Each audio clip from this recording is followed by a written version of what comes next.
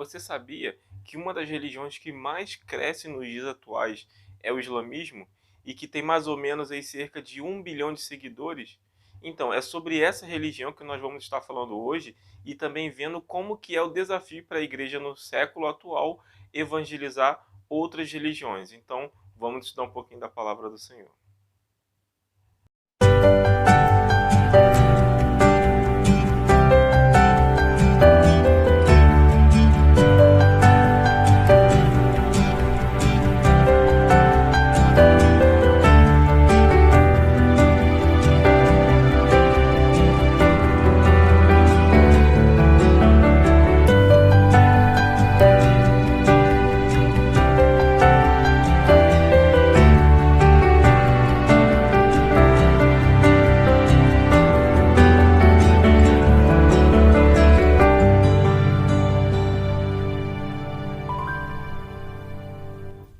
Graça e paz, queridos, tudo bem? Meu nome é Douglas Vieira, sou professor da IBD da Igreja Evangélica Congregacional em Parque da Luz, em Rio Bonito.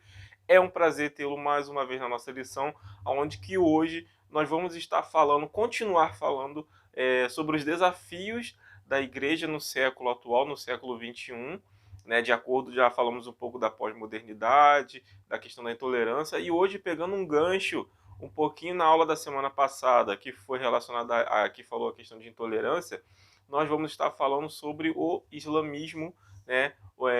No caso, a nossa lição de hoje, ela tem o tema o crescimento do Islã no mundo ocidental, né? E nós vamos ver um pouquinho sobre essa religião que cresce, é uma das que mais crescem nos dias atuais, né? Uma religião também monoteísta, né? E ela não somente tem crescido em questão para o lado da Europa, mas também no nosso continente aqui, no mundo ocidental, também tem crescido bastante. E a igreja também tem um desafio a anunciar o evangelho para as pessoas que são seguidoras dessa religião. Nós vamos conhecer um pouquinho, nós vamos falar um pouquinho da história dela, como que foi criado, alguns costumes, né? Porque, como foi falado também em outra lição, não tem como você evangelizar, falar de Jesus, se você também não conhece a quem você tem como alvo de alcançar. Então nós precisamos também conhecer um pouquinho dessa religião. E para nós iniciarmos, gostaria de estar fazendo uma leitura do texto de Êxodo 22, versículo 21, que vai dizer assim: o estrangeiro não afligirás, nem o oprimirás, pois estrangeiros fostes na terra do Egito. Então vamos falar um pouquinho desse povo estrangeiro, né, que seria aí essa religião, né, do Islã. Podemos dizer que é o crescimento no mundo ocidental. Ele vem constituir, vem ser, né, na verdade, se constitui em um grande desafio para a igreja nos dias atuais, principalmente para a igreja no Brasil. Também tem alguns pontos aqui que são importantes, né, que demonstram, que falam acerca dessa religião, que no caso seria, né, o índice de natalidade tem crescido muito, ou seja, eles têm tido um número de adeptos a essa religião muito grande. Esses grupos de muçulmanos radicais, que nós vamos também falar um pouquinho, eles se caracterizam pela intolerância a quem se demonstra oposta, com um pensamento oposto à sua religião. Foi o que nós falamos um pouco na semana passada. E também eles são profundamente comprometidos com a expansão, né, islâmica. Então, eles entendem a responsabilidade que eles têm para falar da sua religião, ou seja, os pensamentos que eles têm, todos os objetivos, eles são totalmente comprometidos. Então, isso faz com que a religião islâmica ela venha crescer de uma forma assustadora. Né? Há um tempo atrás eu li um livro do pastor chamado Amaury Jardim, que o nome do livro era 2025, o mundo emergente, e nesse livro ele tratava do crescimento do islamismo até 2025. Se os irmãos forem fazer uma pesquisa na internet, também vão ver acerca do crescimento dessa religião até 2050, né? Hoje já se fala até 2050. Então, seria assim realmente um desafio para a igreja nos dias atuais, aonde que pessoas estão cada vez mais sendo evangelizadas da mesma forma que nós evangelizamos falando de Cristo, essas pessoas estão sendo evangelizadas e estão ouvindo falar de Maomé. Enfim, vamos deixar um pouquinho essa história aí do Maomé mais para frente. E falando um pouquinho sobre a história, um tanto quanto resumida, eu posso falar, que o islamismo é um movimento religioso fundado por Maomé no início do 7º século depois de Cristo, ou seja, uma religião também um tanto quanto antiga. Esse vocábulo Islã provém do verbo árabe aslama, que significa submissão a Deus. O islamismo ele professa a fé a Alá. Então é uma combinação aí, essa palavra Alá, é uma combinação de árabe, al, que significa o, com o substantivo, ilá, a Deus, ou seja, aí fica a questão assim, a Deus. Então, um pouquinho aí, pra gente conhecer um pouquinho dessa palavra lá. Também relacionado, tem um ponto interessante que eles falam acerca da história que relaciona a fé islâmica com a questão de Abraão, tá? Que fala, que segundo a tradição islâmica, Agá e Ismael foram para o vale do deserto de Baca, a 1.300 quilômetros de Hebron, e depois de terem sido expulsos por Abraão. E esse lugar, mais tarde ele passa a ser chamado por Meca, esse lugar que é bem famoso quando se ouve falar a questão de islamismo, do Islã, esse nome chamado Meca, é um lugar. E eles falam, os muçulmanos falam que por ordem de Deus, Abraão e Ismael, depois de muito tempo de estarem distantes, se reencontraram e Deus ordenou com que eles criassem, com que eles construíssem a Caaba. Eu vou deixar aqui uma foto aqui para os irmãos verem, e esse lugar ele serve como um centro de adoração permanente, E todas as pessoas elas devem se direcionar para esse lugar para fazer suas orações, seus rostos voltados para esse lugar. Não importa a parte do mundo que seja, tem que voltar seu rosto em direção a Meca, a essa imagem aqui que passou aqui. Então, essa é a parte, a visão que eles têm acerca aí do relacionamento de Abraão. Aí eles têm essa história dentro do islamismo, conta essa história, a qual não faz parte da nossa história, da história do cristianismo. E também nós devemos ter também assim, em nossa mente a questão do como que eram os árabes antes de Maomé. Existe um povo chamado beduínos, eram povos nômades e que ficavam vagando ali pelo deserto. Normalmente eles sobreviviam de pastoreio no deserto ali, de ovelhas, enfim. E era um povo aminista e feiticista, ou seja, prestavam adoração a objetos sagrados e a forças da natureza que eles acreditavam que fariam intervenção sobre os maus espíritos. Esse povo, eles adoravam cerca de 360 deuses, Então era um povo aí politeístas, ou seja, tinha diversos deuses. Então, essa era a característica dos árabes antes de Maomé. Maomé ele é considerado o profeta do Islã. Maomé em árabe é Mohammed. Ele era da tribo dos Corachitas. Ele nasceu em Meca por volta de 570 depois de Cristo. Ele foi criado pelos seus avós, depois de que seus pais morreram muito cedo. Ele aprendeu toda acerca dos costumes dos beduínos, com o tio também. E ele passou a atuar em caravanas, tá? Maomé ele passou a atuar em caravanas. E essas caravanas fizeram com que ele tivesse, por viajar muito, ele tivesse contato com outras religiões, como o exemplo seria, os cristãos e os judeus. E ele entendeu que a responsabilidade que ele tinha, ele ficou preocupado em restabelecer a religião monoteísta, acerca aí de Abraão, Isso a gente tem que olhar sempre, pensando sempre, queridos, acerca do pensamento do islamismo, tá? Então ele concentrou todo o interesse dele na religiosidade. Então ele buscou sempre restabelecer essa questão de um Deus monoteísta, tá? Aconteceu em dado momento em uma das caravanas que, segundo isso, a tradição islâmica que conta, ele já com 40 anos de idade, aí numa caravana, é, ele ouviu alguém chamar o nome dele, né? E esse a quem chamou se apresentou como o anjo Gabriel, né? Que lá teria o nome de Ibrail ou Gibril, né? Eu não sei ler árabe, então seria mais ou menos aí. Em resumo, seria o anjo Gabriel se apareceu diante dele. Ele ficou impactado com aquela situação, com aquela ação onde que o anjo se revelou a ele, né? E pela aquela visitação, né?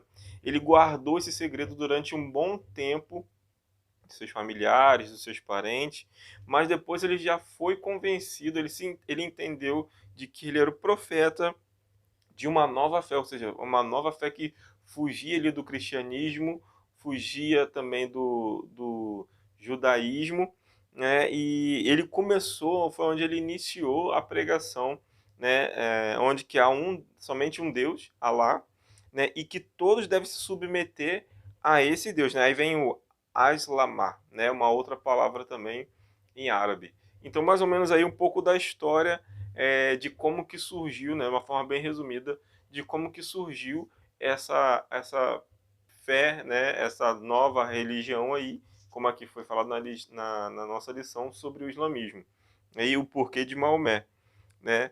E também nós devemos olhar um pouquinho, né, sobre a questão do livro sagrado, que seria o Alcorão, ou Corão, tem gente que chama assim também, né, que é o livro sagrado do Islã. Ele é dividido em 114 capítulos, onde que contém revelações de Alá para Maomé, e também, né, essas revelações elas foram através do anjo Gabriel, que apareceu, né, que fez a visitação a Maomé. E esse Alcorão ele consiste, queridos, em conjuntos de advertências. Eu vou deixar a foto aqui também aparecendo, conjunto de advertências, recomendações morais, éticas sobre a chegada do último dia e do juízo final. Então é um livro onde que tem alguns preceitos, né, é, as pessoas que crescem nessa religião elas têm que seguir ali de cor e salteado, né, até decorar os textos do Alcorão, eles também têm que gravar, né? E também falando um pouco sobre os pontos, né, os pilares que eles têm. Vamos ver aqui agora, eu vou falar um pouquinho das 5 colunas doutrinárias do Islã. Tá? A profissão de fé, que é chamada de Shahada, né? Uma pessoa quando ela se torna, quando ela deseja, né, proferir essa fé islâmica, ela tem que pronunciar, né, que somente Alá é o único Deus e que Maomé é o mensageiro de Deus. Então, esse é um pilar já dessa fé islâmica. O outro, né, é uma prece ritual que é chamada de Salat, que é onde os muçulmanos têm o dever, né, de orar tanto em particular quanto em público. Tá? A oração individual ela pode ser em qualquer lugar, mas quando é a oração em público, é uma oração que é convocada, né, pela torre de mesquita, pela mesquita, né, que é uma torre onde que tem um alto-falante e que é convocada pelo sacerdote, né? Eu não achei nenhum vídeo interessante para colocar aqui, mas sim, se algum dia, talvez mais para frente, quem sabe, se vier, né, esse assunto de novo, eu posso ver se eu acho algum vídeo interessante. Eu já vi vídeos onde que existe essa convocação, né, para oração. E, né, esse chamamento ele consiste em proferir, né, a prece ritual, em proferir a frase Allah Akbar, que é Allah é grande, né, e em seguida vem, né, de algumas orações, profissão de fé islâmica. Então, esse também é um segundo ponto, é um segundo pilar dessa religião, a também ajudar os necessitados, né? Zakat, que tem o nome. O muçulmano ele é obrigado, queridos, a dar uma porção de sua renda e caridade para a caridade, e também tem que contribuir com a mesquita, né? Esse valor aí, ele é uma porcentagem de 2,5 a 10%, né, de toda a renda, é, mas tem também um imposto que é obrigado, né, ou seja, é obrigatório, né. Outras ofertas voluntárias também podem ser, feitas, mas todo muçulmano eles têm que dar, assim, entre 2 aí e 10% da sua renda para manter a mesquita e para fazer trabalhos de caridade, né. É um pilar, é obrigatório isso também. Jejum do Ramadã, até um tempo atrás, eu não sei se a gente está ainda no tempo do Ramadã, mas eu creio que esteja assim, que tem nome como Sal, né? Durante esse período do Ramadã, eles falam, né, o nono mês lunar, todo muçulmano adulto ele tem obrigação de abster-se de comida, também de bebida, de atividade sexual. E isso acontece no período entre antes do sol nascer até o pôr do sol, ou seja, é o dia inteiro sem comer, sem beber, sem fazer nada relacionado à atividade também sexual. E os alimentos eles só vão poder ser ingeridos após, né, o pôr do sol, talvez aí pelo horário, né, 5 e pouca, 6 horas da noite. E por último, também, né, seria a Romaria à Meca, né, que tem nome de Hajj. Que seria isso aqui? Seria, né, todo homem adulto que tem condição física e financeira tem obrigação de pelo menos uma vez na vida fazer essa romaria que vai até Meca no mês de Dur al-Hijja, né? Que é o último mês do calendário islâmico. Então, milhares, centenas de milhares de pessoas se direcionam a Meca, né? E esse movimento ele trata de um dos mais brilhantes para a vida muçulmana. E aquele que conseguir fazer toda essa romaria, chegar até Meca, ele pode adicionar o termo Hajj no nome, né? Então, aí as pessoas identificam, nossa, aquela pessoa ali, ela fez essa romaria Meca. Então, para eles, é algo que é de grande orgulho, né? Acerca dessa caminhada até Meca. E também nós podemos ver que, como qualquer outra religião, existe divisões também dentro do islamismo, né? Que nós vamos ver que nessas divisões, o que aconteceu depois da seguinte situação, é, depois que o fundador, né, da seita faleceu lá em 632 depois de Cristo, a comunidade muçulmana ficou com uma dúvida muito grande quem iria substituí-lo, né? Com quem iria sucedê-lo. Então, depois desse tempo, surgiu grupos antagônicos, onde que alguns pensavam que deveriam seguir os costumes da mesma forma, outros já olhavam mais para a questão futuristas. E esses grupos eles são os sunitas e xiitas. Com certeza os irmãos já ouviram falar sobre esses grupos quando se passa em jornais, quando se fala principalmente de guerra, às vezes fala de guerra entre sunitas e xiitas. Então são esses grupos aqui, né, que eles têm suas divergências, questão de pensamento, né? E no resumo nós podemos dizer que num resumo, né, os sunitas eles ficam presos ao passado e os xiitas eles estão olhando para o futuro, ou seja, eles almejam cerca de sempre de estar inovando. Nos dias atuais, nós podemos dizer que 90% do Islã seria por sunitas e 10% seria do grupo dos xiitas, né? E essa velha rixa aí, né, ela é travada por governos cujos interesses, né, ultrapassam questões religiosas, né? Então, o conflito hoje é alimentado principalmente por causa do dinheiro e petróleo. A região, ela, né, no mundo oriental, ali tem essa questão de petróleo. Então, o que move hoje, principalmente, a guerra, talvez já tenha até passado um pouco a questão de briga por pensamento religioso, mas hoje em dia a guerra entre esses dois grupos aí seria por questões financeiras, né? Então nós devemos olhar um pouquinho. Quando a gente ouve, né, às vezes na televisão, hoje a gente pode olhar de uma forma diferente, porque já ouvimos falar um pouquinho, entender um pouquinho do porquê dessas guerras, né, entre sunitas e xiitas. Beleza? Tudo ok? Dando continuidade aqui, também eu devo falar, né, fazer uma pergunta. Você acha que todo muçulmano ele é extremista, gosta da guerra, ele gosta de bomba, ele gosta de explodir tudo? Será que é isso daí? É, eu venho dizer para os irmãos que não são todos os muçulmanos que são extremistas, né? Então, apenas uma minoria desse grupo de muçulmanos que gostam aí de explodir tudo, gostam de são radicais, né? Então seria mais ou menos aí uma cerca de 1,6 bilhões de praticantes da fé que são adeptos a essas atitudes radicais, né? Então, e para os muçulmanos, na verdade, aqueles que são da paz, vamos dizer assim, né? É, eles entendem que o islamismo seria um propagador de paz e da tolerância. Então, um grupo muito pequeno vai totalmente contra. Eles interpretam os ensinamentos que tem lá no Alcorão de uma forma extremista, né? Totalmente radical. E como eu falei, uma minoria, né? Um grupo pequeno, mas esse grupo pequeno ele faz diversas atrocidades, né? Creio que os irmãos já tenham visto alguma notícia aí internet, na televisão também, através dos jornais.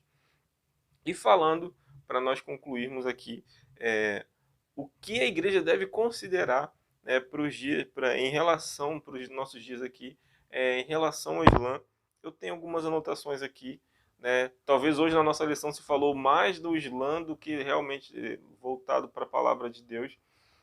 Tanto que a gente não leu não teve versículo bíblico, mas como eu falei, nós devemos conhecer a quem deve ser alvo de evangelização, né? Então, já que o islamismo é uma religião que ela avança no mundo inteiro hoje, né? E segundo algumas prospecções, é a que mais vai crescer vai crescer na década ou vem crescido durante décadas, tá? Segundo aí uma análise divulgada por um site, se eu não me engano, deixa eu ver aqui o nome, Pew Research Center, né, um centro de pesquisa norte-americano. Eles passam de que, se a atual tendência se mantiver, o islamismo ele vai se aproximar muito ao cristianismo até 2050, ou seja, no número de fiéis, porque ele tem crescido muito, de uma forma muito rápida. Eles, como eu falei, o objetivo deles é justamente pregar Alá, é divulgar o nome de Alá, é mostrar que Maomé é o profeta dele, né? Então, esse compromisso que eles têm em falar de Alá faz com que a religião deles cresça muito mais rápido. Aí eu chamo a atenção dos irmãos acerca do que nós temos feito sobre evangelização. Será que nós temos tomado essa atitude de falar de Jesus da mesma forma quando nós olhamos aqui para a questão do islamismo? O que enquanto nós às vezes estamos de brincadeira, enquanto estamos de braços cruzados, os muçulmanos que seguem, né, a doutrina islã não estão de braços cruzados. Aonde que eles estão chegando? Eles estão instalando mesquitas, né, e estão recrutando pessoas, estão falando, né, de Alá, de Maomé, e as pessoas estão se convertendo ao islamismo. E nós sabemos que nessa forma essas pessoas elas estão caminhando direto para o inferno, né? Elas estão caminhando para uma morte sem Jesus, elas estão caminhando para a eternidade, sim, uma eternidade de dor e de sofrimento. Então, olhando para esse quadro do islamismo, do crescimento do islamismo, o que a igreja nos dias atuais, o que nós como igreja do Senhor Jesus estamos fazendo para que o evangelho seja propagado? Então, é por isso que é importante nós conhecermos acerca de outras religiões, porque nós podemos ver o quanto crescente eles estão sendo, o quanto objetivados em pregar a doutrina deles eles estão sendo, e nós estamos regredindo. Então imagina, até 2050 o número de muçulmanos no mundo vai estar, se não tiver igual, vai estar talvez superior ao número de cristãos no mundo, justamente porque o objetivo de pregar o evangelho está sendo deixado de lado, e o objetivo deles de pregar lá está sendo firmado, efetivado dia após dia, né? Então, o que a igreja, né, voltando aqui para o nosso ponto, o que a igreja deve considerar acerca do islamismo, né? já que é uma religião que cresce muito, então nas próximas décadas ela pode crescer muito mais, é, a- como que a igreja também ela vai reagir, ela tem que reagir relacionado ao crescimento, né, da expansão islâmica.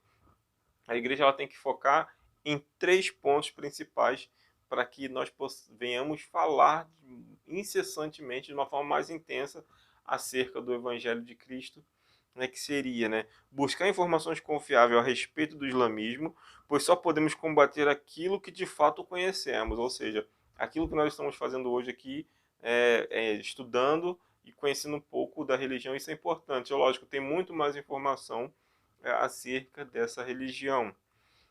Promover a evangelização de muçulmanos em países reconhecidamente cristãos, ou seja, nosso país ele é reconhecido como um país cristão. Então nós temos a possibilidade de falar de Jesus para essas pessoas. E também implementar estratégias de evangelização nos países muçulmanos. Talvez se nós não formos convocados por Deus para ir para esses países, também orar, interceder por aqueles que vão e também, quem sabe, até contribuir para que aqueles que foram comissionados por Deus para ir para esses países, né, para ministrar a palavra de Deus nesses países, que preguem com ousadia e que preguem, né, o nome de Jesus o tempo todo, mas que Deus continue guardando a cada um deles. Então, esses três pontos são principais para que o Evangelho de Cristo ele avance também, né, dentro dos países de cultura islâmica. E se nós observarmos também, nós temos uma oportunidade muito grande de evangelizar o muçulmano dentro do nosso país. Talvez não precisamos, né, como eu falei, algumas pessoas não são chamadas por Deus para tarefas específicas, né, de evangelização, talvez nesses países, mas essas pessoas elas estão se chegando aos nossos países, né, São Paulo, Rio de Janeiro. Então, nós temos, né, Curitiba, a região sul, com certeza. Então, nós temos também a responsabilidade não só de evangelizar, de falar do amor de Cristo para os brasileiros, para as culturas, né, que existem diversas culturas dentro do nosso país, como ribeirinhos, indígenas, ciganos. Também nós temos os estrangeiros dentro dos nossos países, então dentro do nosso país, perdão. Então nós temos sim a missão de falar para outras nações dentro da nossa nação. Então esse é um alerta que temos que seguir e nos atentar para os dias atuais, né, para que o Evangelho de Cristo ele seja propagado. Então, queridos, encerrando mais uma lição, vamos concluir aqui.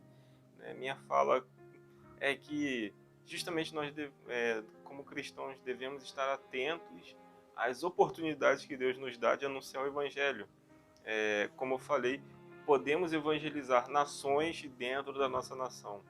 O islamismo ele tem crescido, o islamismo ele tem aí se propagado de uma forma muito rápida, justamente porque eles têm seus objetivos, né, que é realmente anunciar sobre Maomé, sobre Alá, e a igreja do século XXI ela não pode ficar parada olhando a religião, essas religiões crescerem dentro das nossas comunidades, dentro das nossas nações e ficar de braços cruzados, né? E talvez não somente aqui no Brasil, em outros países também, e tem se alastrado aí acerca do islamismo e as igrejas elas estão ficando indiferentes sobre isso. Então, que possamos ter, né, em mente a responsabilidade como os muçulmanos têm de pregar a Jesus, falar de Jesus o tempo todo. Então, em resumo, seria isso. Nós conhecemos um pouco da cultura islâmica, um pouquinho aqui, falamos rapidamente, mas também nós devemos ficar atentos, porque Deus ele está nos chamando dia após dia para pregar o amor de Cristo, né, para seguir a boa obra. O campo, né, está pronto aí, né, mas os ceifeiros, né, não tem quem vá atrás, né, muitas das vezes. Então, se coloque na brecha, se coloque com o coração disposto a falar de Jesus. Talvez você não saiba, mas tem algum vizinho seu que segue a cultura islâmica, e como nós pensamos aqui, falamos aqui, essas pessoas elas vão morrer sim, vão ter uma vida eterna sim, mas uma vida eterna de dor, de sofrimento, vão morrer sem Jesus Cristo. E aquilo que nós temos para a nossa vida como algo bom, perfeito e agradável, nós devemos distribuir, nós devemos compartilhar, nós devemos propagar. E nós sabemos que Deus é amor, que não existe outro Deus maior, não existe outro Deus melhor do que é o Deus que nós servimos. Então, essa tarefa ela seja não somente minha, mas também não seja somente dos irmãos, mas de toda a igreja do século 21, de toda a igreja que prega o amor de Cristo. Então vamos estar orando, pedindo a Deus que Ele toque nos nossos corações e que Ele nos dê oportunidades, né, de falar do amor de Jesus para os muçulmanos. Então feche seus olhos e vamos orar.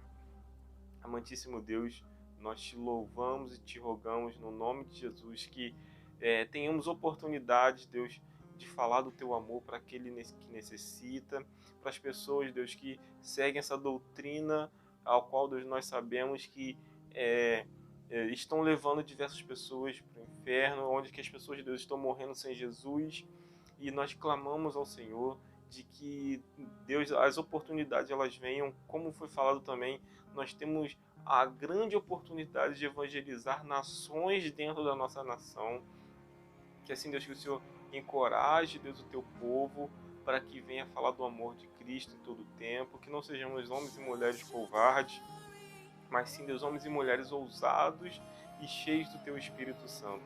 Assim, Senhor, nós te louvamos por essa lição, onde que nós podemos aprender um pouco de outra cultura, mas sim, Deus, também que o conhecimento acerca dessa cultura venha nos atentar que nós precisamos sim pregar o Evangelho a toda criatura, em tempo e fora de tempo.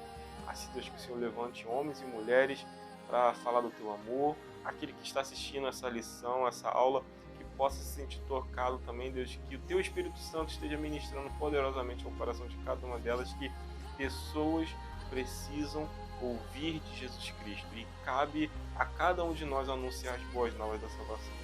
Essa oração, Deus, que eu te faço, te agradecido por todas as coisas, por todos os seus feitos, pelo teu cuidado, e nós te louvamos por tudo no nome de Jesus Cristo. Amém e amém. Queridos, que a sua semana seja uma semana repleta de bênção. Esteja conosco também na semana que vem com mais uma aula. E eu creio que também vai ser um conteúdo abençoador, um conteúdo que vai nos deixar cheios de conhecimento, mas também cheio da graça de Deus. Então, queridos, fique com Deus e até a próxima.